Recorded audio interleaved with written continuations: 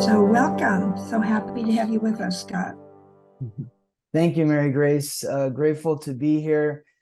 Thank you, Linda, for connecting me with this amazing group. It's so wonderful to see you, Linda.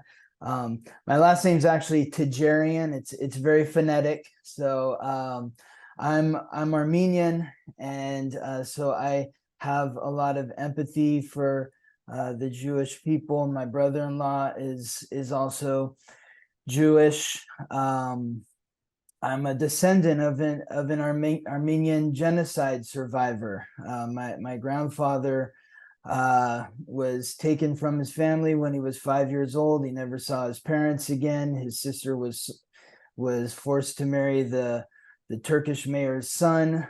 He never saw her again. My grandfather was sold into slavery, and he was finally liberated and taken to a orphanage in Lebanon, where his older brother, who was in the United States, somehow found him. His older brother's son was killed. I hear these stories of what's going on in Israel and Gaza. It's horrifying. It's very reminiscent of the Armenian genocide. It's a forgotten genocide. It's a genocide that's not acknowledged by the perpetrators of Turkey. It was just recently acknowledged over 100 years later by the United States. So that's the nature of politics. It's very disheartening to see what has been occurring in Artsakh, which many people don't know even exists. But the Armenians, that's a native land to them, and they've been forced out. And there's another genocide occurring there at the hands of the Azeris. So, that's not why I'm here, though. Not here to talk about that, but just I feel the pain and suffering. And, this is part of why I've become an astrologer. And so an astrologer is an interpreter of this language. And that is what astrology is. Astrology is a language that communicates how the planets and stars influence life on Earth. It's not a religion. It's not a belief. Believing in astrology is akin to believing in English. Either you know how to read it or you don't. Either you're literate or you are ignorant to what the words or the symbols mean. And so it's a language that communicates how the planets and stars influence life on Earth. And you may wonder, how is that even possible for something so far away to have any sort of influence on me here on Earth? Well, we know that the sun and the moon move the oceans, and the oceans weigh 1.5 quadrillion short tons. Each short ton is 2,000 pounds. So if the sun and the moon can move the oceans, what were they doing to you at the moment of birth when you were just a few pounds and over 70% water? What are they doing to you right now? You're still over 60% water. What they're doing is they're shaping you, or they shaped you from body to soul. And what they're doing now is they're guiding you, reminding you, nudging, pushing, and grinding on you, if need be, to get you to your soul's purpose, which is signified by the North Node. So this is my purpose as an astrologer, is to help each and every individual that I come into contact with, to empower them by helping you understand who you are so that you can accept who you are. And once you've accepted who you are, then you can begin to appreciate yourself. And once you are appreciating yourself, then you are on your way to doing the one job that you are meant to do in this life. It's a very, very difficult job, as we see, but that job is to love yourself. And so this is my purpose as an astrologer. It's important for every individual, every single one of you, to understand that the next time the planets and stars will be aligned in the way that they were aligned when you were born is over 25,000 years from the date, time, and place of your birth. So you are divine. You are unique. Each and every one of you is a miracle. You are also born under the same planets and stars as everyone else, which means that every individual that you come into contact with is reflecting you in some way, shape, or form, and you are reflecting them. So if you are at war with somebody, then you are at war with yourself.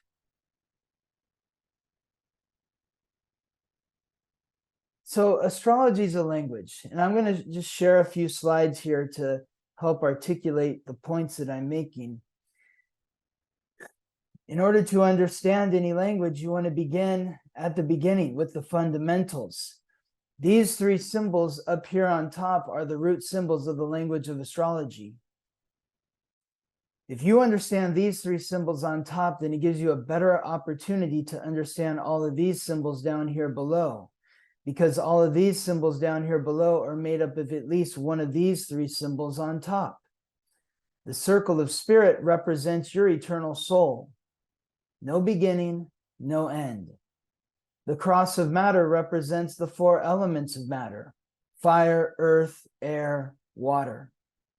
The crescent of receptivity represents giving, receiving, teaching, learning. So if you look at the sun is two circles of spirit, symbolizing your eternal soul, no beginning, no end, and the eternal divine light that shines within you. The sun is the giver of light, life, and vitality. Wherever the sun goes, it brings light, life, and vitality. And we'll talk about where the sun is now in a minute. But I also want to show you the earth symbol, which is a circle of spirit and a cross of matter inside that circle, symbolizing the place where the eternal soul materializes into a physical body. That is what earth is. When I look at each and every one of you, what I'm seeing is the physical manifestation of your soul. So why do we come here? Why are we here on earth? Because in order for the soul to grow, to evolve, to transform, it has to experience the reality. This earth is a place of duality. It's the most beautiful, wonderful, horrible, horrifying place that you can imagine. Though there are more places out there that are probably worse or better than where we are. It's a place where there's light, there's shadow, there's up, there's down, there's in, there's out. The tide rolls in, the tide rolls out. This is a world of duality. And we have to experience the joy and the suffering in order for our souls to evolve. It's up to each of us to decide whether or not we want to be a co-contributor to the means of this end. And I imagine that's why many of you are here in this mastery group, this spiritual group.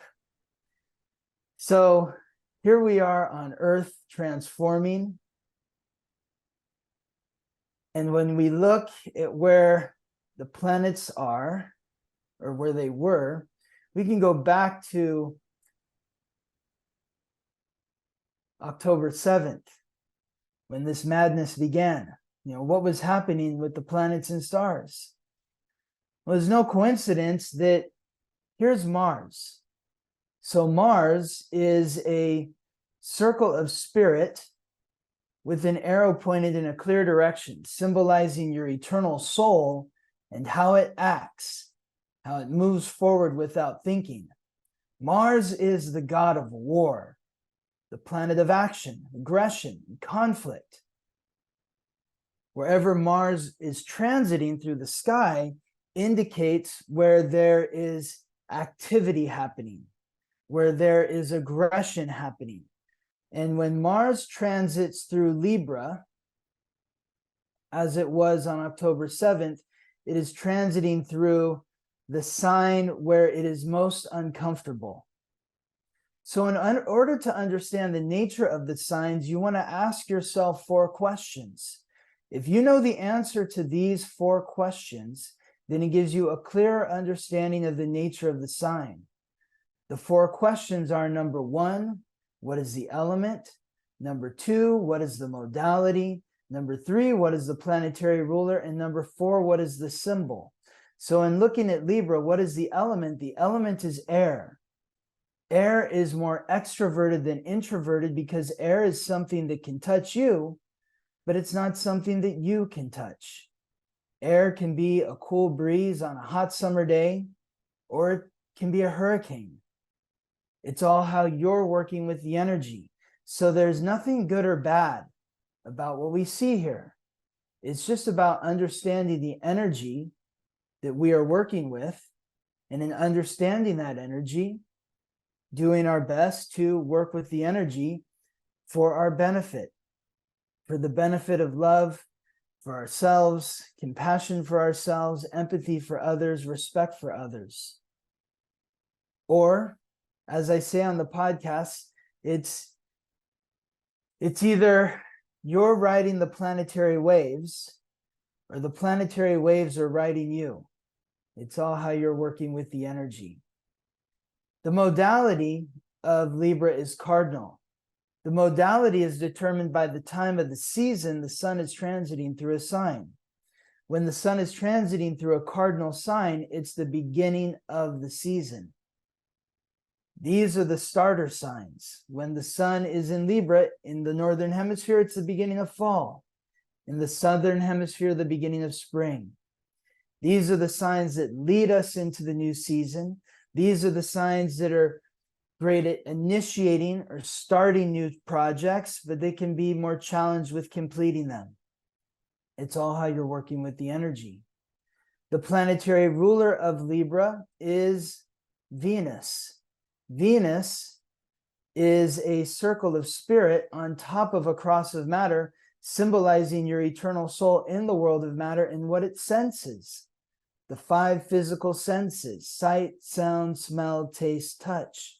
Venus is Lady Luck, the goddess of love and beauty, the planet of relationships. So you can see when the god of war is transiting through the sign that is ruled by the goddess of love, there can be some challenges there. The 4th question, the symbol for Libra is the scales, something on this side, something on that side, representing balance, harmony, equanimity, fairness.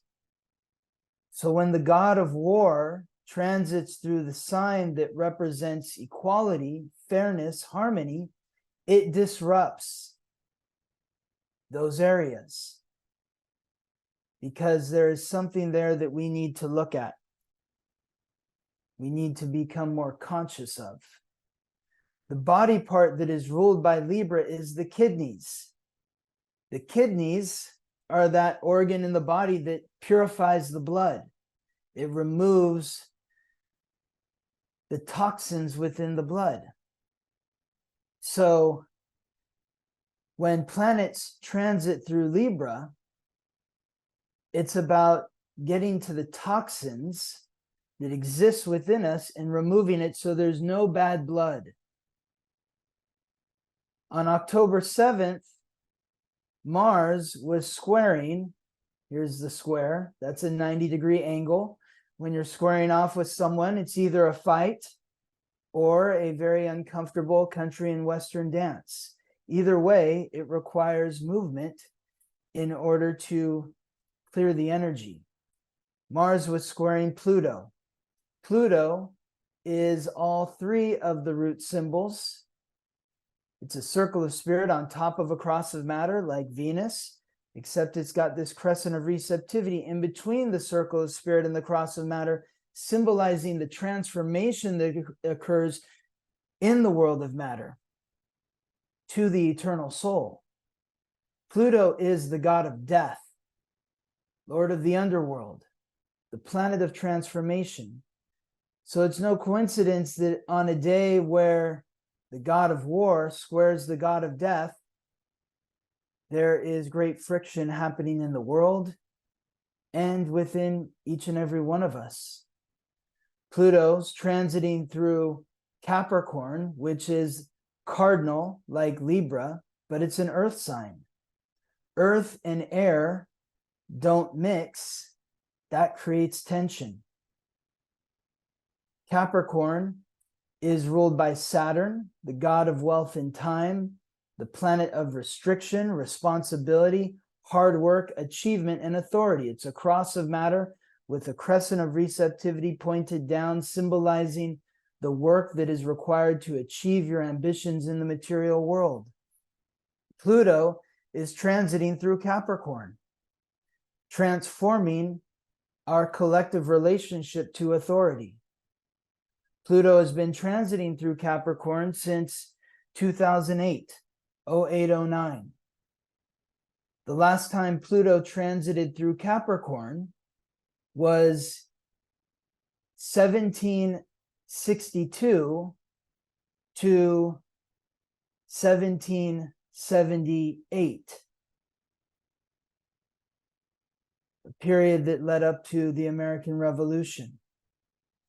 After that, when Pluto transited into Aquarius, as it will later this year or later next year, it already moved into Aquarius earlier this year and then moved back to Capricorn, and then we'll be moving forward to Aquarius again, and then back to Capricorn again, and then fully into Aquarius, where it will be for the next 20 years. The last time Pluto was in Aquarius was during the end of the American Revolution, and of course the French Revolution, and of course there were countless other revolutions and wars and rebellions that occurred during that period, because it's about transforming community and authority within community. So this is how we read the chart to understand what's ahead, to understand what's happening. Understanding what's happening can help bring peace to the feeling that we have no control. And the amount of control that we have is very limited. But we do have the ability to really go within ourselves and think about, where am I at war with myself right now?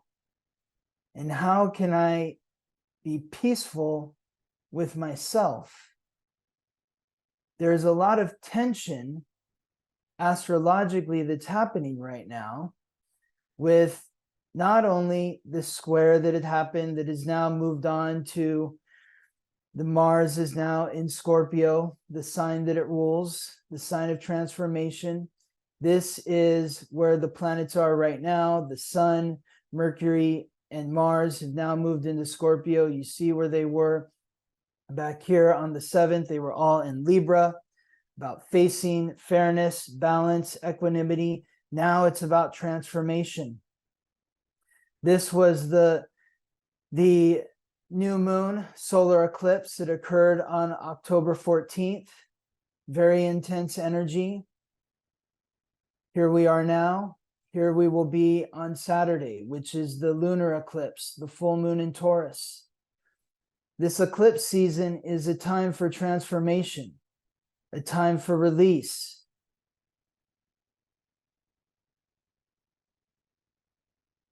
Releasing the values that are no longer serving you.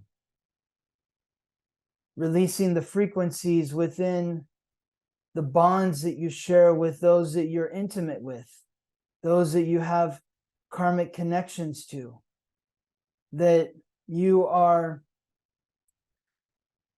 have values with, but maybe the values are not in accordance with each other anymore. And so the relationship either needs to end, or the frequency of the values that were once shared with the other that are no longer in accordance with each other, Those values need to be released in order for the relationship to transform, to move forward. It's no coincidence that Scorpio, where Mars is, the sun, the planet of vitality, Mercury, the planet of the mind, Mars, the planetary ruler of Scorpio. Scorpio is ruled by Mars and Pluto, the gods of war and death, because with war comes great transformation. And that's what death is, death and rebirth. So I'm not sure how much time I have left, but if there is time, I would like to open up to discussion and questions. If any of you are familiar with human design, I'm a projector. So I am somebody who, when you project onto me, I can share insight through my filter, which is through the language of astrology, to help give any or all of you clarity on what you might be feeling, what's going on in the world as it's reflected through the language of astrology. Scott, you have about 25 minutes, maybe a little longer. Great, great. So that's perfect. So anyone that has questions, because if you have a question, I will go off on a tangent. I can continue, of course, just keep speaking, but when I'm just speaking and I don't have interaction, then I kind of go into my void, and I'm like, is anyone understanding what I'm saying? Do I sound crazy? What is going on? So I just want to check in. Anyone have thoughts or questions about anything that I've shared, and I can continue on. Linda, yes. Yes. Oh, it's so good to see you. Great to see you as well. I am leaving my profession next year, and I'm very unsure about it. So I have fewer clients now. That's okay. I have some thoughts about what I'm going to do, but I'm going to just leave that with you. Okay. So, well, the most specific way to answer any specific question like that for an individual would be for me to see your birth chart, the date, time, and place of your birth. But in not knowing that, and generally just looking at where the planets are and what this means here. So Pluto in Capricorn, the planet of transformation, this is the North Node. This is the karmic pathway of the soul's purpose. It's a crescent of receptivity with a circle of spirit at each end, symbolizing the karmic pathway of the soul, or the soul's purpose. Right now, it's transiting through Aries, the cardinal fire sign, symbolized by the ram and ruled by Mars, the god of war. This is the sign of the self, the sign that represents self-love, courage, confidence, authenticity. The North Node is squaring Pluto, the planet of transformation, in Capricorn. Over the next year, the North Node will be transiting through Aries. So what that is doing is that's encouraging each of us to take a look at who you are. So I would encourage you, Linda, to take a look at who you are. Who are you? This is the question that you want to ask yourself. Who am I? Who am I? And who am I in terms of my personal authority? Because nobody can tell Scott Tejerian who Scott Tejerian is more so than Scott Tejerian can. So it's about taking ownership of your personal authority, of holding yourself accountable for who you are, who you want to be, so that you can step out into the world and say, this is who I am. You're saying it with confidence because you're saying it with love. You're saying it with love because you know yourself, and to know yourself is to love yourself. And so you're loving yourself. You're stepping forward confidently, courageously, authentically from that place of power and authority with respect to others. And other people see you because you are clear about who you are. Does that make sense, Linda? Thank you. Thank you. Yes, you're welcome. You're welcome. Ruth, I see your hand up. Yes, this has been wonderful, Scott. Many years ago, I had my horoscope done by an astrologer in Israel before I was going to get married. And she said that she saw that I had been married before. And I said, no, I haven't been. And then she detailed a relationship, which I did have, but I physically left the country because I knew it would be dangerous for me to be with that person.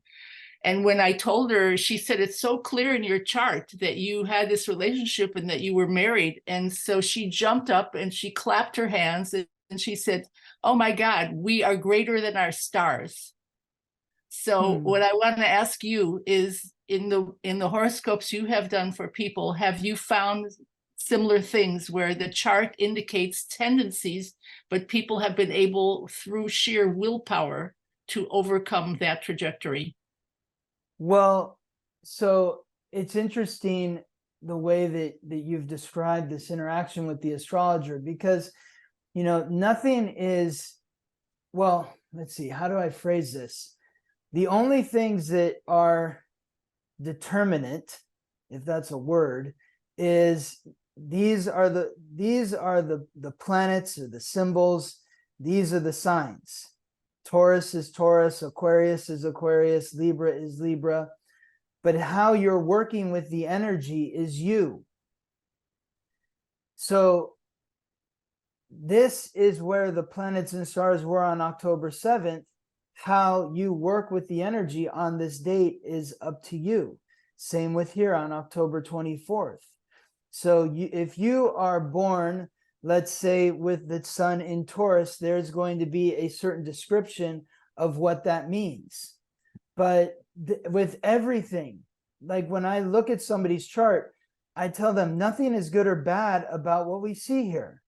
It's all just a series of gifts and challenges. It's my job as the interpreter to articulate to the best of my ability the nature of these gifts and challenges so that you can learn to cultivate your gifts and to work on your challenges.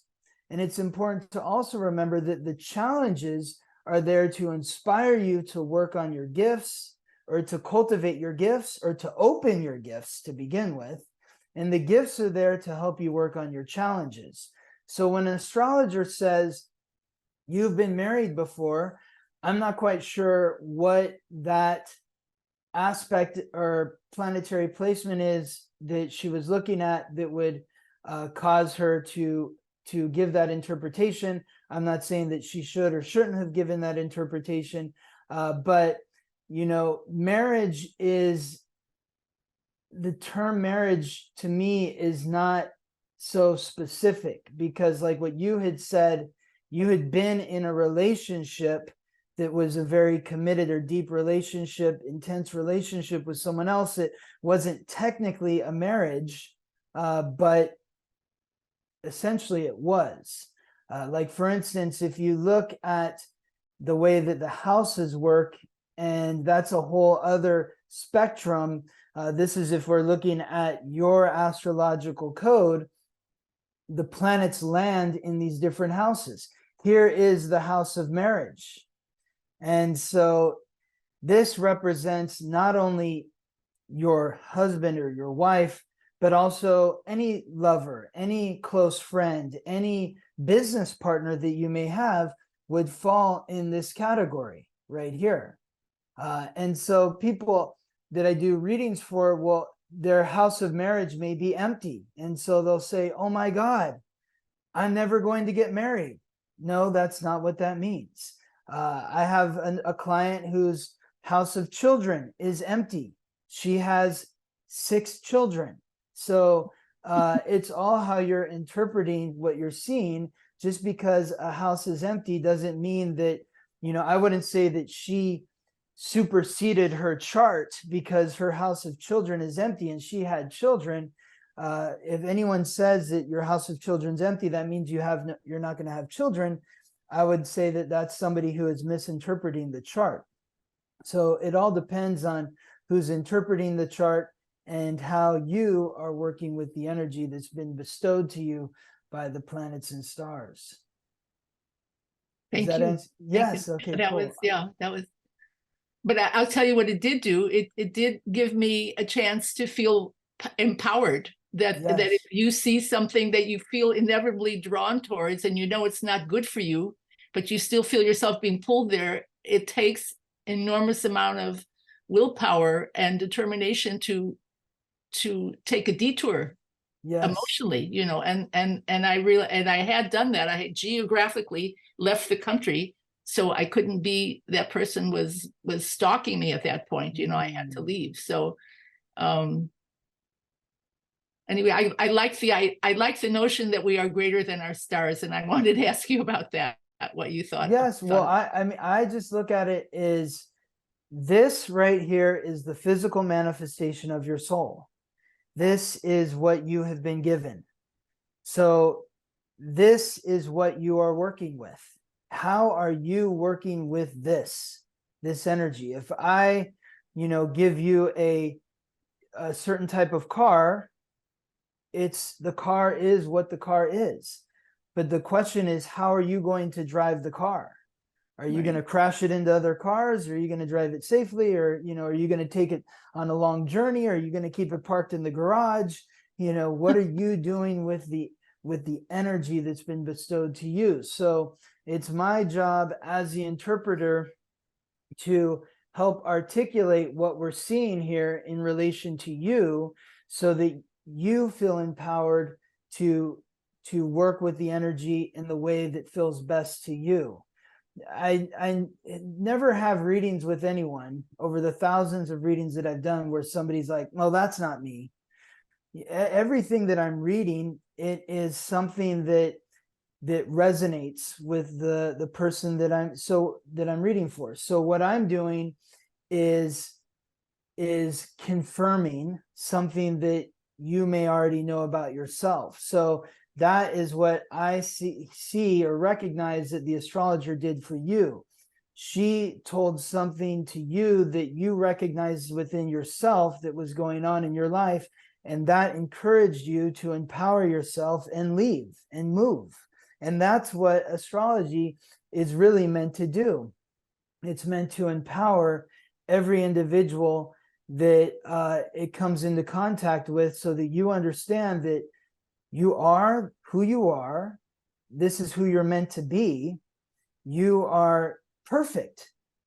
Every single one of you is perfect. There's a phrase that that gets tossed around a lot in the media that I hear people saying all the time. Well, we're all flawed.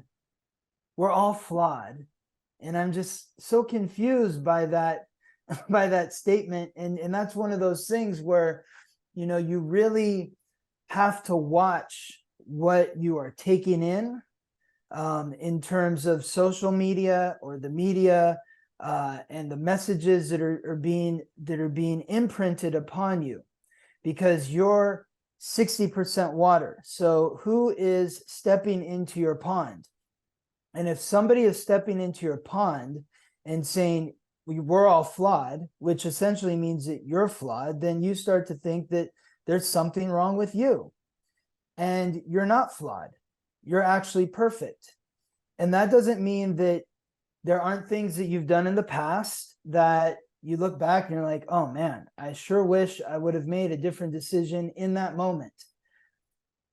Or you look at your life now and say, well, there's areas where I can improve. Of course, absolutely. Both of those things are true. All of those things are true. You are perfect. You can look back and say, I wish I would have done things differently. You can, and if I was given an opportunity today, I'd make a different choice. And you can also say that there's parts of my life right now that I want to work on. But the reason why you're perfect is because the next time the planets and stars will be aligned in the way that they were aligned when you were born, as I said earlier, is over 25,000 years from the date, time, and place of your birth. So you are divine, you are unique, you are a miracle. And as I said before, you're also born under the same planets and stars as everyone else, which means that everyone that you come into contact with in some way, shape, or form is reflecting you, and you are reflecting them. What that means is every individual that you come into contact with, even on your worst day, is showing that other person something about themselves that they can only see through you.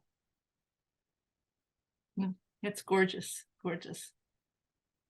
Thank you, Thank Ruth.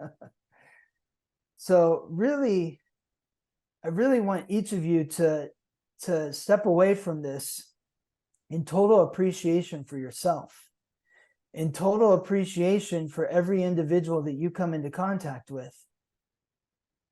I really wish that we could live in a world where two young men pointed at each other with a gun, would look at each other, put down the gun, and give each other a hug, and recognizing that all they're doing is imprinting their rage that they feel within themselves on another. We don't live in that world. We'll probably never live in that world as long as we're living on Earth, because that's not what Earth is. It's wonderful that we have these ideals of, one day there's going to be peace, and people are very excited. You'll hear about the Pluto moving into Aquarius, and Aquarius, it's a sign of community and independence and technology and advancement and all these wonderful things. Yes, it is. But remember, there's two sides to every coin.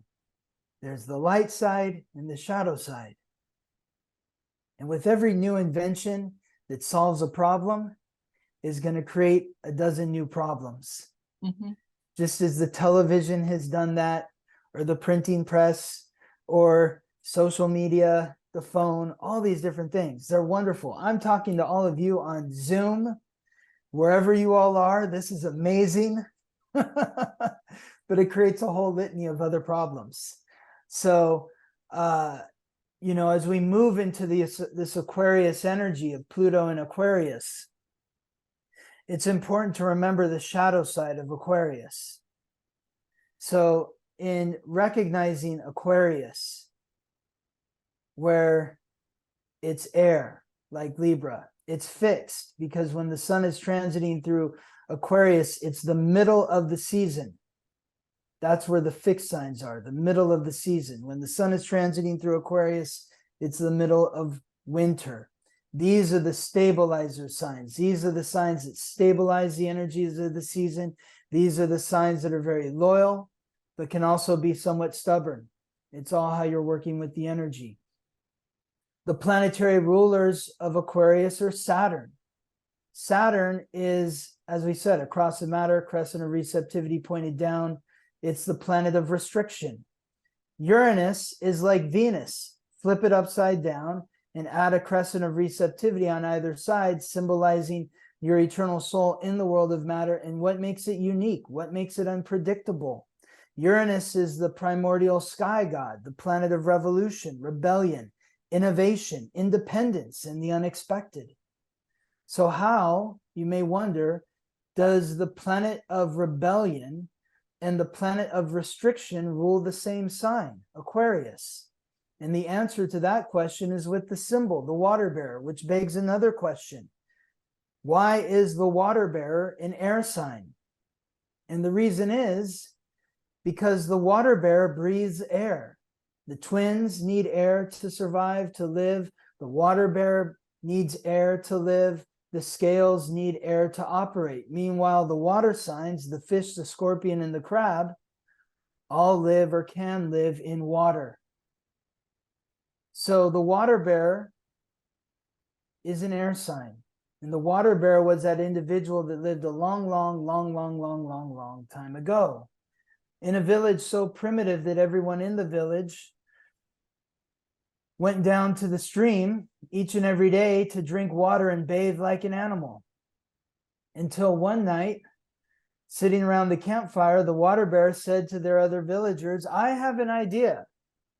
I'm going to figure out how to bring water from the stream to the village. And all the villagers kind of looked at each other for a moment and then bursted out laughing. Oh my God, this person's crazy. They're crazy. They're going to figure out how to bring water from the stream to the village, as if somebody, like, no one's ever done that before. How's that even possible? That's that Uranus outside the box energy of Aquarius, thinking differently than everyone else. But the water bear was undeterred by the jeers and sneers of their fellow villagers, and they took that Saturnian energy and went to work and did the work required to create and bring their crazy idea into reality. And many moons later, the water bear showed up in the village with a jug full of water. And all those villagers who said the water bear was crazy were now saying, oh, they're a genius. And so when thinking about Aquarius and Pluto transiting through Aquarius, as it will for 20 years, from 2024 to 2042, 43, 44, we're going to go through a transformation of our community, the group construct. And in that, the light side of that is recognizing that the strength of every community is in its diversity. Scott, about 8 more minutes. Okay, perfect. Thank you so much, Michael. I appreciate that. So the strength of any community, like this is a community right here. And the strength of this community is in its diversity, in recognizing that each and every one of you is a unique individual that is bringing your unique gifts and challenges to the group construct. And as you bring your unique gifts and challenges, you're able to share with the group your gift that everyone in the gift benefits from, and the group shares with you their gifts to help you work on your challenges. And that's the strength of a positive community.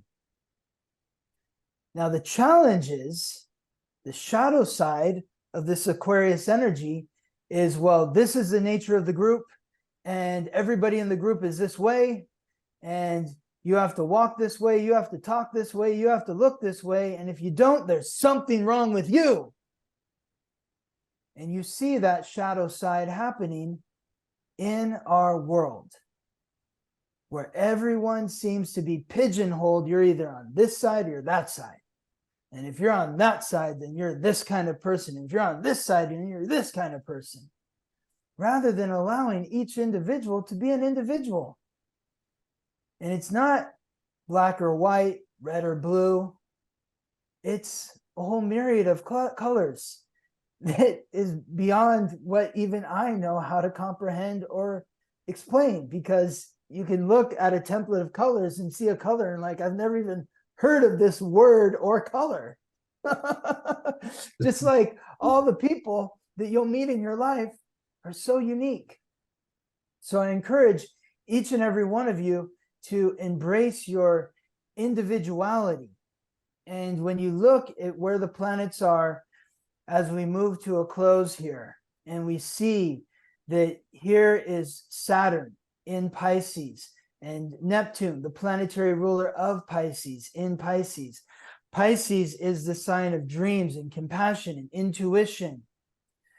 The last time Neptune was in Pisces, Neptune moved into Pisces in 2011, 2012.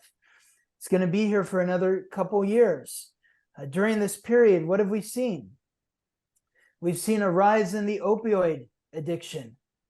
We've seen a rise in superhero films. Why is this? Because people need to or want to escape their reality. The last time Neptune was in Pisces was 1848 to 1862. That's when people in the United States started to realize, oh, maybe this like slavery thing is not good. Started to feel what other people were feeling their pain and suffering. We're in that moment again, where you're feeling the pain and suffering of everyone around you in a way that people haven't felt since 1862. And what happens when you feel the pain and suffering of people around you? Well, it gets to be a lot. So you want to escape through drugs and alcohol, Netflix and chill, binge watching, phrases that did not exist before 2011. Nobody had ever said binge watching or Netflix and chill in 2010 or before then.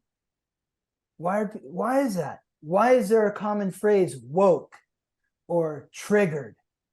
Because people are waking up and realizing that you're not living in a bubble, that the actions that you make in your daily life affect and impact other people. So how do we work with this energy? Well, it's not through drugs and alcohol. It's not through Netflix and chill. It's not through doom scrolling the news and seeing all the things that are happening. Oh my God. Oh my God. We're not programmed for that. We're sensitive creatures. What we need to be doing is going within, facing your psychological baggage and the demons that carry them. What is going on in your psyche? The guilt, the shame, the regret, the blame. Facing those parts of yourself with compassion, so you can integrate those thought patterns and memories with understanding, forgiveness, and love for yourself. Because you are perfect. You are in the place where you are meant to be, because where you are right now is helping me see myself in a way that I cannot see myself except through you. Scott, you have a few minutes left. Yes. Do you want to open up for any questions? Sure, go for it. It's Anyone really have a up to question? you. Yes, I see a hand down here. Hold on a second. This is Nita, and then Jenny, I think.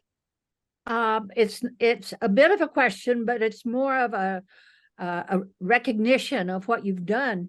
I've been a big fan of astrology and visited many astrologers, and you have elevated it to an art. I mean, visually and through your words, for all of the people who don't believe, quote unquote, in the accuracy of astrology, I just felt like it's a magical thing, and you are an artist in this magical world, and it's not meant to be like, yeah, that's the way it is and that's the way it's going to be, but it's like this beautiful dance you've taken us on, and I'm so appreciative. As a Pisces, Taurus, Scorpio can only be. Amazing, Nita. Thank you so much for that reflection. I'm honored by you, truly. Thank you so much. Jenny, did I see your hand up? Yes. So I had my also astrological charts done, few of them, but now at this time of my life, I am facing health issues. And that is something I don't have control. Like I had a biopsy last week and it's in the mouth. And how do you, I'm a Capricorn and, responsible and all those things. But the health situation, I don't know how to control it. Yes. I'm waiting for the results of the biopsy and I'm a little bit scared about it. Yes, my heart goes out to you, Jenny. I'd love to look at your chart if you want to schedule a reading with me and I can give you deeper insight, but just knowing that you're a Capricorn, I would say that Capricorn is one of the most controlling signs. It's an earth sign, it's cardinal earth, it's a leadership sign, and it's ruled by Saturn. Saturn is the god of wealth and time. If you are the god of wealth and time, you have control over everything.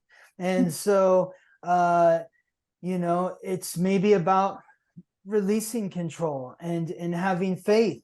Everyone, like right now, Saturn is in Pisces, so the planetary ruler of Capricorn is in Pisces. This is urging us over the next 2.5 years to commit to doing the work required to have faith, to show yourself compassion, to trust your intuition, And when your intuition doesn't turn out the way that you thought it would, to show yourself compassion, to be empathetic to others who are involved, and to ultimately have faith that everything that is occurring is what's meant to occur. It's in my highest good and in the highest good of those around me. So I hope that brings you some peace, Okay. Jenny. Scott, I think we've reached the end of our rope here. I think Okay. we've got to go to the final closing of the meeting. I would like to express our appreciation for your amazing passion for your topic. It's quite incredible. So I'd like the group to say thank you to Scott Tejerian for this extraordinary, really extraordinary presentation. And I hope we will have you back. I mean, this is really felt like just part one, frankly, of what could be another. I think how many people would like to see this more. There you see already, you've got a gallery here. So thank you very much, Scott, for your being here. You're welcome today. You're welcome, Michael. And I'll just say in closing, if anyone wants to work with me, you can find me at theweeklytransit.com.